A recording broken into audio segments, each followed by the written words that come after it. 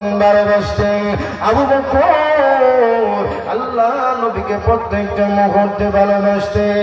আবু বকর বলেন, ইয়া রাসূলুল্লাহ, ইয়া হাবিবাল্লাহ, আল্লাহর নবী গো, সমস্ত কাফের যদি আপনার উপর আক্রমণ করার চেষ্টা করে, কাফেররা যদি আপনাকে রাস্তার মধ্যে পেয়ে একা একা আক্রমণ করার চেষ্টা করে, ওই মুহূর্তে যদি আমি আবু বকর আপনার কাছে থাকি, আপনার পাশে থাকি, ওই মুহূর্তে ওই কাফেররা একটা মুহূর্তের জন্য আপনার উপর আক্রমণ করতে পারবে না। আমি আবু বকরকে আগে আক্রমণ কইরা আমি আবু বকরকে আগে হত্যা করতে হবে। আল্লাহর কসম করে বলি নবী গো, আল্লাহ রাব্বুল আলামিন যদি দুনিয়ার মধ্যে আমাকে 1000 বার প্রেরণ করেন, 1000 বার আপনার জন্য আমি আবু বকর আমার জীবনটা হাসতে হাসতে দিতে রাজি আছি। নবীর সাহাবীদের এমন মহব্বত, নবীর সাহাবীদের এমন ভালোবাসা, ওই ভালোবাসার কারণে তারা জান্নাতে দুনিয়ার মধ্যে টাকা অবস্থা করেছেন। তাহলে আমরা জান্নাতের সার্টিফিকেট দুনিয়াতে থাকতে পাইছি আমরা?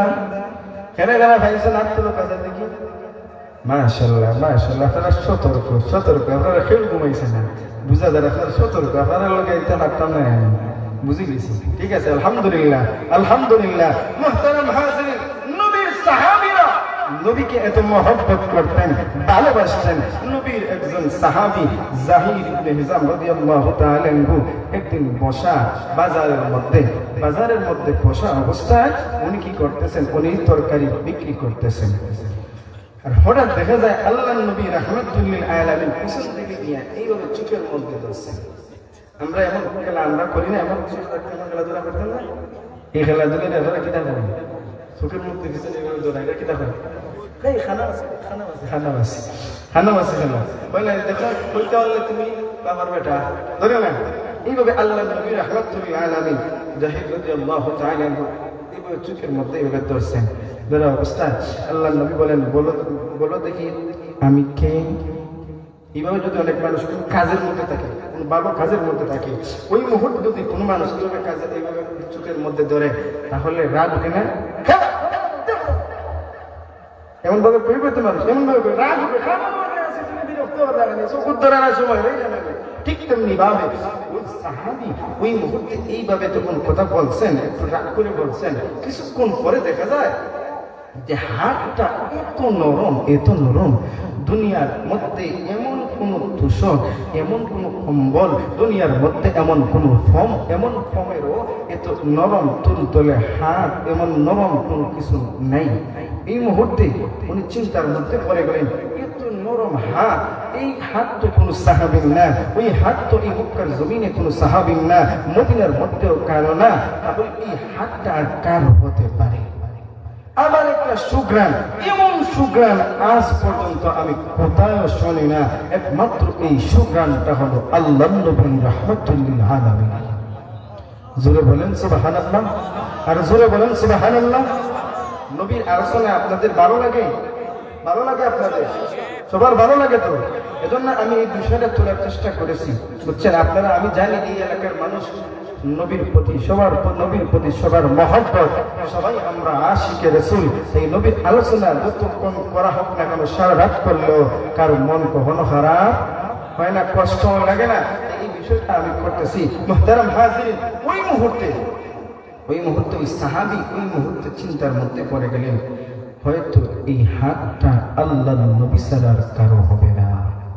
এমনিতে ওই সাহাবী পিছন দিক থেকে এইভাবে নবীর ওনার পিঠটা নবীর বুকের সাথে লাগাইছে। লাগানোর পরে নবী বলেন, ও জাহিদ, তুমি কি কোনো কিছু বলবে না? ইয়া রাসূলুল্লাহ, ইয়া হাবিবাল্লাহ, ওগো আল্লাহর নবী, যেই মুহূর্তে আমার চোখের মধ্যে ওই হাতটা লাগছে গো নবী, আর যেই গ্রামটা আমার নাকের মধ্যে আসছে, ওই গ্রামটা আসার সাথে সাথেই আমি বুঝতে পারি আপনি হলেন আল্লাহর নবী রাহমাতুল লিল আলামিন। নবী গো, আপনার গানে আমি বুঝে গেছি আপনি নবী, তাই আমার আর কোনো কিছু বলার সাহস হয় নাই। নবী গো, মেহেরবানি করে আমাকে জড়ায় ধরেন। আল্লাহ নবী রাহমাতুল লিল আলামিন ওই সাহাবীকে জড়ায় ধরলেন, আর ওইভাবে হাতটারে উঁচু কইরা বলেন, ওই বাজারের মধ্যে কে আসরে আমার জাহিরকে কিনবে, কিনার মতো কি কেউ আছে? কিন্তু ওই সাহাবী ওই মুহূর্তে উনি স্বাধীন, আমি বললাম না, কোন স্বাধীন ব্যক্তিকে বিক্রি করা ওই মুহূর্তে জায়েজ না, এখনো জায়েজ না। ওই মুহূর্তে আল্লাহর নবী রাহমাতুল লিল আলামিন ওই মুহূর্তে ডাক দিয়ে বলেন, সাহাবী রে, আমি তোমাকে বিক্রি করতে চাই। ওই সাহাবী ওই মুহূর্তে ডাক দিয়ে বলেন, ইয়া রাসূলুল্লাহ, ইয়া হাবিবাল্লাহ, আল্লাহর নবী গো, আমি এত কালো, আমাকে কে কিনবে?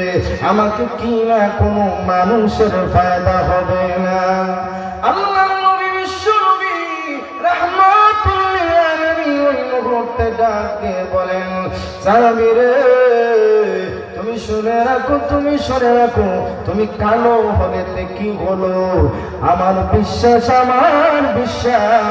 গোটা দুনিয়ার মানুষ সুন্দর মানুষ, গোটা দুনিয়ার সমস্ত সম্পদকে যদি একটা পাল্লায় রাখা হয়, তুমি জাহিরের মহব্বতের সমান হবে না। তুমি জাহির আমাকে যে মহব্বত করো, আমাকে যে ভালোবাসো, ওই মহব্বতের সমান কখনো হবে না। অর্থাৎ আল্লাহর নবী ওই মুহূর্তে গোটা দুনিয়ার সমস্ত সম্পদকে এক পাল্লায় রাখছেন, আর বলছেন আমার জাহিরের আমার প্রতি মহব্বতের সমান হবে না। নবী গো, এই বিষয়টা আপনি কেমনে বুঝলেন? এর জাহির, তুমি আমাকে কতটুকু মহব্বত করো, তুমি আমাকে কতটুকু ভালোবাসো, আমি নবী সব কিছু জানি। এজন্য মহান আল্লাহ রাব্বুল আলামিন তোমাকে এই ভালোবাসাটারে কবুল কইরা মহান আল্লাহ রাব্বুল আলামিন তোমার জন্য রেডি করে রাখছেন আল্লাহর তৈরি জান্নাত। আর যেরকম সুবহানাল্লাহ, নবীর প্রতি মহব্বত থাকলে আল্লাহ কি করে? দুনিয়াতে সুসংবাদ দিবেন, দুনিয়ার মধ্যে আল্লাহ সম্মান দিবেন, আখিরাতে আল্লাহ রাব্বুল আলামিন জান্নাতের মালিক বানায় দিবেন। সুবহানাল্লাহ। নবীর সাহাবীরা নবীকে এইভাবে মহব্বত করতেন, কারণ নবীর মহব্বত যত মানুষের ভিতরে থাকবে, সে সব জায়গার মধ্যে নবীর আদর্শ গ্রহণ করবে। কারণ নবীর আদর্শটা কি?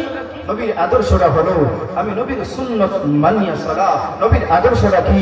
আমি নবী যা করেছেন, নবী যেইভাবে প্রতিবেশীর খোঁজ নিয়েছেন, নবী যেইভাবে মানুষের খেদমত করেছেন, নবী যেইভাবে রোগীর সেবা করেছেন, নবী যেইভাবে প্রত্যেকটা ভালো কাজে শরীক হয়েছেন, ওইভাবে যদি আমি শরীক হই, তাহলে নবীর প্রতি আমার মহব্বত হবে। কারণ নবী করেছেন আমার, নবী করার কারণে আমি অ্যাভয়েড করি, নবীর করার কারণে আমি ওই সমস্ত কাজ করি, নবী করার কারণে আমি ওই সমস্ত কাজ করার মাধ্যমে নবীর প্রতি মহব্বত হয়েছে, নবীর প্রতি ভালোবাসা হয়েছে, নবীর প্রতি আমার সম্মান হয়েছে, নবীর প্রতি তার ভালোবাসা থাকবে, সে দুনিয়ার জমিনে কখনো লাঞ্ছিত হবে না, অপমানিত হবে না। যেরকম সুবহানাল্লাহ।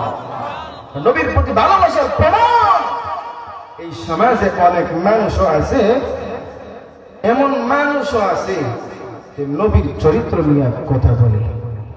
কারণ গত বছর অনেকেই আমার নবীর চরিত্র নিয়ে কথা বলেছে, আমার নবীকে গালি দিয়েছে, চরিত্র নিয়ে কথা বলেছে। এরা একমাত্র আমার নবীর দুশমন।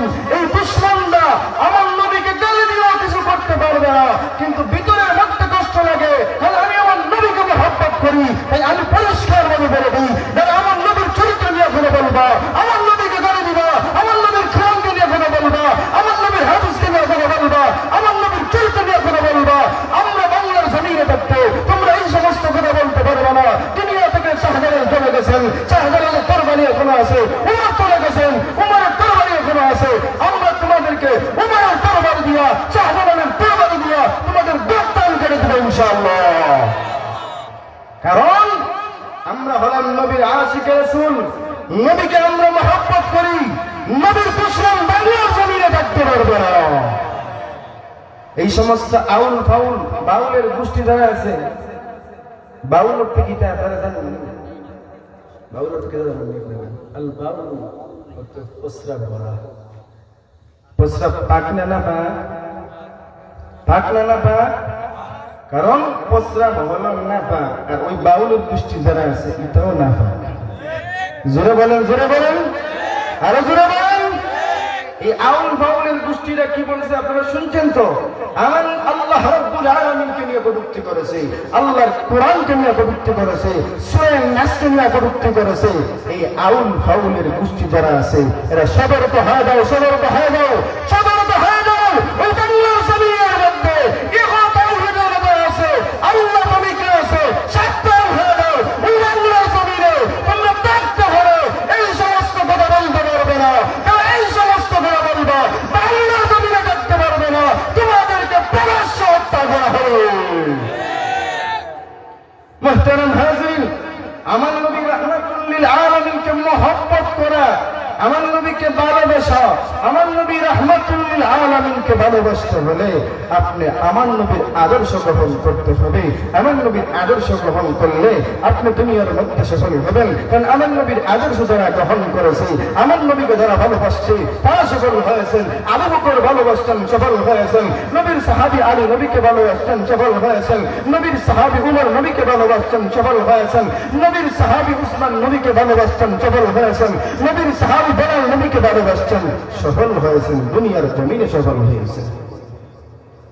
আল্লাহর নবী রাহমাতুল লিল আলামিন বেলাল রাদিয়াল্লাহু তাআলা আনহুকে বলেন, ও বেলাল, তুমি এমন কোন আমল করেছো যেই আমলের কারণে আমি জান্নাতের মধ্যে যাওয়ার পরে তোমার জুতার শব্দ আমি শুনেছিলাম? নবী গো, আমি তো এমন কোনো আমল করি নাই, এমন কোনো আমল করি নাই। ও নবী, আমি একটা আমল করতাম, প্রতিদিন মসজিদের মধ্যে যাওয়ার পরে 2 রাকাত তাহিয়াতুল ওযুর নামাজ পড়তাম। এজন্য হয়তো মহান আল্লাহ আমার উপর খুশি হইয়া আল্লাহ রাব্বুল আলামিন জান্নাতের মধ্যে আমার জন্য এই অবস্থা করে রাখছেন। নবীর সাহাবী বেলাল সুন্দর ছিলেন না, নবীর সাহাবী বেলাল এত সুন্দর ছিলেন না, এমন কালো ছিলেন যার দিকে তাকাইলে এমন বিশ্রী লাগতো। কিন্তু বেলালের এত দাম, বেলালের আযান না হওয়ার কারণে সূর্য উদয় হয় নাই। আল্লাহ নবীর সাহাবী বেলাল রাদিয়াল্লাহু তাআলা আনহু নবীকে মহব্বত করতেন, নবীকে ভালোবাসতেন। আল্লাহ নবী ইন্তেকাল হওয়ার পরে বেলাল বলে, আরে আমার নবী রাহমাতুল লিল আলামিন দুনিয়া থেকে চলে গেলেন, তাহলে আমি বেলাল এই জায়গার মধ্যে থাকতে পারবো না, আমি মদিনার মধ্যে থাকবো না, আমি অন্য কোথায় চলে যাব। নবীর সাহাবী আবু বকরকে বলেন, আবু বকর রে, যেই জায়গার মধ্যে আমি প্রতিদিন আযান দিতাম মসজিদে নববীর মধ্যে আমি বেলাল আযান যখন দিতাম ওই মুহূর্তে আমার পিছনে আল্লাহর নবী রাহমাতুল লিল আলামিন থাকতেন। আমি বেলাল যখন ইকামত দিতাম আমার নবী আমার সামনে থাকতেন। এখন আমি কেমনে সহ্য করবো? আজ অনেক দিন হয়ে গেল আমার নবী রাহমাতুল লিল আলামিন নাই, আমি বেলাল কেমনে আযান দিব? আমি আর সহ্য করতে পারতেছি না। আবু বকর সিদ্দিক রাদিয়াল্লাহু তাআলা আনহু আল্লাহর নবী রাহমাতুল লিল আলামিন একবারে প্রিয় ছিলেন। আবু বকর এমন ভাবে রিকোয়েস্ট করলেন, বেলাল রে, তুমি এখন যেতে পারবে না, কারণ তুমি চলে গেলে আমি সহ্য করতে পারবো না। আবু বকরের কথায় বেলাল রাদিয়াল্লাহু তাআলা আনহু কিছুদিন থাকলেন। আবু বকর সিদ্দিক রাদিয়াল্লাহু তাআলা আনহু দুনিয়া থেকে বিদায় হওয়ার পরে আল্লাহর নবী রাহমাতুল লিল আলামিনের সবচেয়ে প্রিয় মানুষ যখন দুনিয়া থেকে বিদায় হয়ে গেলেন, এমনিতে আল্লাহর নবীর সাহাবী বেলাল ওই মুহূর্তে মুহূর্তে ডাক দিয়ে বলেন, ওমর রে, আমি আর সহ্য করতে পারতেছি না। এতদিন আবু বকর ছিলেন, আবু বকরের দিকে তাকাইয়া নবীর অভাব কিছু পূরণ হইত, কিন্তু এখন আবু বকর নাই, নবীও নাই, আমি বেলালটা সহ্য করতে পারতেছিলাম। ওমর, আমাকে বিদায় দাও, আমি মদিনা থেকে চলে যাব, মদিনা থেকে চলে যাব। আল্লাহ নবী রাহমাতুল লিল আলামিন নের সাহাবী বেলাল ওই মুহূর্তে চলে গেলেন। কিছুদিন পরে আল্লাহ নবী রাহমাতুল লিল আলামিন ওই মুহূর্তে ডাক দিলেন স্বপ্নের মধ্যে, বেলাল, অনেক দিন হয়ে গেল তুমি চলে গেলা, তোমার জন্য আমার খুবই কষ্ট হয়। বেলাল রে, তোমার কি আমি নবীর কথা মনে হয় না? ও বেলাল, অনেক দিন হয়ে গেল আমি নবীর রওজার কাছে আসছিলাম। এমনিতে বেলাল রাদিয়াল্লাহু তাআলা ওই মুহূর্তে ঘুম থেকে উইঠা সাথে সাথে ইচ্ছা করলেন আর এখানে থাকা যাবে না, মদিনার দিকে চলে যাব, মদিনার দিকে চলে যাব। আল্লাহ নবী রাহমাতুল লিল আলামিনের রওজার পাশে আমি চলে যাব। এমনিতেই আল্লাহ নবীর সাহাবী বেলাল আর দেরি না কইরা ওই মুহূর্তে মদিনার মধ্যে চলে আসলেন। মদিনার মধ্যে যখন আসবেন, ওই মুহূর্তে মদিনার সমস্ত মানুষরা ওই মুহূর্তে বেলালের আসার সংবাদ যখন শুনছে, সবাই মনে করতেছে আগে বেলাল তো সামন দিয়া হাঁটতেন, আল্লাহ নবী পিছনে পিছনে থাকতেন। ওই মুহূর্তে তো মনে হয় বেলাল দিকে তো আসছেন, আল্লাহ নবীও আসছেন। ও মদিনাবাসী, তোমরা সবাই বাগিয়ে হয়ে যাও, বেলাল আসতেছে, বেলাল আসতেছে। মনে হয় আল্লাহ নবীও বেলালের পিছনে আসতেছেন। এমনিতে সবাই আল্লাহ নবীর জন্য পাগল পারা, আর মনের মধ্যেও শান্তি নাই। মনে হচ্ছে বেলাল থেকে তো আসছে, আল্লাহ নবীও আসছেন, সবাই নবীর জন্য বেলালের জন্য পাগল পারা। হাসান আর হুসাইন রাদিয়াল্লাহু তাআলা আনহুমা ওই মুহূর্তে বেলালকে পাইয়া বুকের মধ্যে জড়াইয়া ধরলেন। বেলাল রে, অনেকদিন হয়ে গেল তোমাকে দেখতে পাচ্ছি না, তোমাকে দেখতে পাচ্ছি না, তোমার কথা খুবই মনে পড়ে। ও বেলাল, তোমার কথা খুবই মনে পড়ে। ও বেলাল, আসো, আজকে তুমি মসজিদে নববীর মধ্যে আযান দিবা। এমনিতে বেলাল রাদিয়াল্লাহু তাআলা ওই মুহূর্তে ডাক দিয়ে বলেন, ও হাসান আর হুসাইন, যেই মসজিদের মধ্যে আমার নবী নাই, ওই মসজিদের মধ্যে আমি বেলাল কখনো আযান দিতে পারবো না। বেলাল রাদিয়াল্লাহু তাআলা অনেক রিকোয়েস্ট করা হচ্ছে, ও বেলাল, মেহেরবানি করে আযান দাও, মদিনার মানুষরা তোমার জন্য পাগল পারা, মদিনার মানুষরা তোমার জন্য পাগল পারা, তোমার আযান শোনার জন্য সবাই পাগল পারা। ও বেলাল, মেহেরবানি করে আযান দাও, মেহেরবানি করে আযান দাও। বেলাল কখনো রাজি হচ্ছেন না। অনেক রিকোয়েস্ট করার পরে বেলাল রাদিয়াল্লাহু তাআলা শেষ মুহূর্তে যখন আযান দিবেন, আল্লাহু আকবার, আল্লাহু আকবার, আশহাদু আল্লা ইলাহা ইল্লাল্লাহ, আশহাদু আল্লা ইলাহা ইল্লাল্লাহ, আশহাদু আন্না মুহাম্মাদার রাসূলুল্লাহ শব্দটা বলতে পারেননি। আশহাদু আন্না মুহাম্মাদ, এই কথা বলতে দেরি বেলাল বেহুশ হয়ে জমিনের মধ্যে পড়ে গেছেন। সুবহানাল্লাহ। কারণ নবীর প্রতি মহব্বত। বেলাল বলে, আমি যখন আশহাদু আন্না মুহাম্মাদুর রাসূলুল্লাহ বলতাম, ওই মুহূর্তে তো প্রতিদিন আমার নবী রাহমাতুল লিল আলামিন আমার পিছনে থাকতেন। আমার বিশ্বাস, আমার নবী রাহমাতুল লিল আলামিন নামাজ পড়াইবেন, আমি ইকামত দিব। কিন্তু যেই মদিনার মধ্যে আমার নবী নাই, ওই মদিনার মধ্যে আমি বেলাল আযান দিতে পারবো।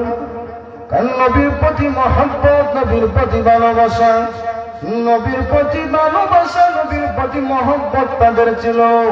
এমন মহব্বত যদি আমাদের হয় তাহলে দুনিয়ার জমিনে আমরা সফল হব, মৃত্যুর পরে আমাদের কবর হবে জান্নাতের বাগান। নবীর প্রতি মহব্বত যদি থাকে, নবীর প্রতি যদি ভালোবাসা থাকে, নবীর প্রতি ভালোবাসা থাকলে, নবীর প্রতি মহব্বত থাকলে তাহলে আমরা সফল হতে পারবো। কারণ নবীর সাহাবীরা নবীকে মহব্বত করেছেন, কিন্তু এমন ভালোবাসা কখনো থাকতে পারবে না যেই ভালোবাসাটা আব্দুল্লাহ ইবনে উবাই ইবনে সুলুলের ছিল। আব্দুল্লাহ ইবনে উবাই ইবনে সুলুল নবীকে মহব্বত করতে সামনে আইসা বলে, মুহাম্মদ তোমার চাইতে আর কাউকে আমি বেশি মহব্বত করি না। কারণ আব্দুল্লাহ ইবনে উবাই ইবনে সুলুল নবীর সামনে আইসা নবীর মতো কাপড় পইরা নবীর সামনে দাঁড়াইতো। কারণ দেখতে একবারে সমস্ত সুরত সাহাবীরা যেভাবে ছিলেন, আব্দুল্লাহ ইবনে উবাই ইবনে সুলুলের ওই সময় সমস্ত সব কিছু ছিল, কিন্তু নবী পাশ থেকে ছড়ার মাত্রই দেখা যায় আল্লাহ নবীকে কিভাবে হত্যা করা যায়, আল্লাহ নবীকে কিভাবে ধ্বংস করা যায়, কিভাবে মুসিবতের মধ্যে ফেলানো যায়, ওই সমস্ত পরিকল্পনা করত আব্দুল্লাহ ইবনে উবাই ইবনে সুলুল। কারণ ওই মুনাফিকরা নবীর যেভাবে ক্ষতি করেছে, বেঈমান কাফিররা এত ক্ষতি করে নাই। তাহলে আজকের সমাজে, আমাদের ওই সমাজে মুনাফিকের হার অনেক বেশি। জোরে বলেন, জোরে বলেন। কারণ নবীর চরিত্র এটা মুনাফিকি না, নবীর চরিত্র হলো এই সমস্ত থেকে মুনাফিকি, গীবত, চুগলখোর, এই সমস্ত কাজ থেকে বিরত থাকা। ওই মুনাফিকরা এমন ভাবে মুনাফিকি করে আপনার সামনে আইসা আপনাকে আগায়া দিবে, বলবে আপনার লাগান বালা মানুষ এই ফাঁসপাড়ার মাঝে আর কেউ নাই। কিন্তু খান্দাতেই গিয়া